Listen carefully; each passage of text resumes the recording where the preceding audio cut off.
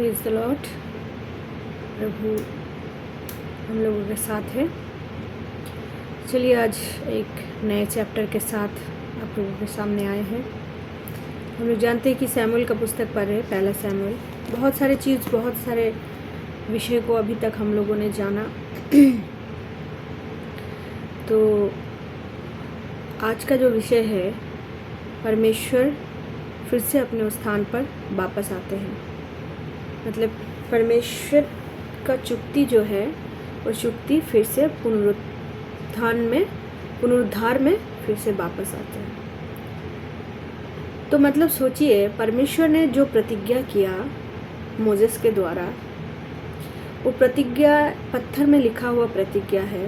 वो प्रतिज्ञा अनंत काल तक, जब तक पृथ्वी ध्वंस ना हो, सबके जीवन में जब तक यीशु मसीह पृथ्वी पे ना आए, तब तक इस प्रतिज्ञा को नाश नहीं होने से बचाने के लिए इसका भी रिस्पॉन्सिबिलिटी, इसका भी दायित्व कौन लिया? परमेश्वर ने लिया। उसके हाथ लगा। इसराइल के ऊपर लोग चढ़ाई किए, इसराइल नष्ट हुआ, लेकिन फिर भी उसको बचाए रखा परमेश्वर ने। अगर उस पार से युद्ध के समय में इसराइल के ऊपर अटैक आया, इसराइल के ऊपर बहुत ही तकलीफ़ें आया, युद्ध हुआ, तो उस समय में इंसान का हिम्मत में नहीं है खुद जीवन को बचाएगा कि परमेश्वर की जो चुक्ति बनाया हुआ है उसको बचाएगा। तो उस समय कौन बचाया? परमेश्वर ने ही बचाया।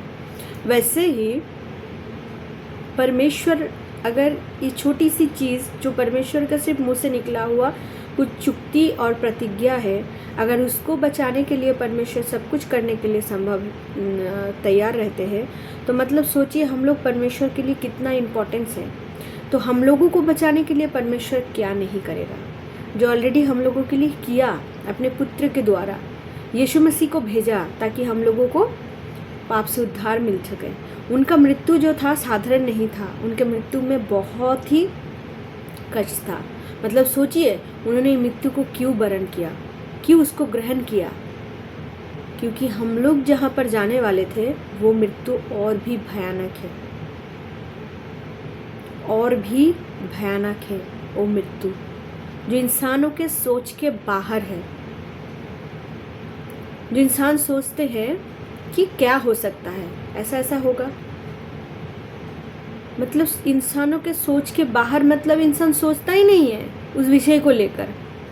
आज दुनिया का ऐसा परिस्थिति हो गया है, सब कोई अपने अपने सोच में व्यस्त है। सब कोई ऐसा सोच में पड़े हुए हैं, मरेंगे फिर से आएंगे, जीवित होकर फिर से जन्म होकर आएंगे, फिर से अपना जीवन को बिताएंगे। अच्छा कर्म करेंगे तो उस कर्म का फल हिसाब हम लोग अच्छे जीवन को पाएंगे। लेकिन किसी को भी नहीं पता यही चुक्ति को इंसानों ने नष्ट किया, और इसी चुक्ति को फिर से प्रतिस्थापन करने के लिए किसको आना पड़ा? यीशु मसीह को आना पड़ा, अपने जीवन को देना पड़ा। सिर्फ आना नहीं पड़ा, अपने जीवन को भी देना पड़ा, अपने कष्ट को भी सहना पड़ा, ताकि हम लोगों को आनंद का जीवन मिले। तो फिर सोचिए, ये जीवन जो था इतना भयंकर जीवन था जो आने वाले दिनों में हम लोगों को मिलता, लेकिन यीशु मसीह ने उसमें क्या कर दिया? बाधा दे दिया। अगर यीशु को हम लोग जानते हैं तो यीशु हम लोगों के ऊपर में वो अपने प्रतिज्ञा को, अपने आशीषों को पूरा करेगा। तो इसलिए याद रखिएगा, परमेश्वर का जो प्रतिज्ञा है कौन रक्षा किया, क्या बोल रहा है? प्रभु परमेश्वर चुक्ति सिंधु को, सैमुएल का पुस्तक 6 अध्याय। 7 महीना फिलिस्तीन देश में रखा। उसके बाद फिलिस्तीनों के पुरोहितों ने देवयज्ञ को बुलाते हुए प्रभु परमेश्वर की चुक्ति सिंधु को वहाँ से ले जाने के लिए बोला।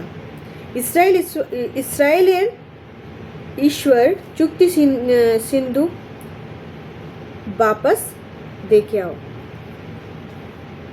शून्य हस्ते से मत भेजना, खाली हाथ मत भेजना।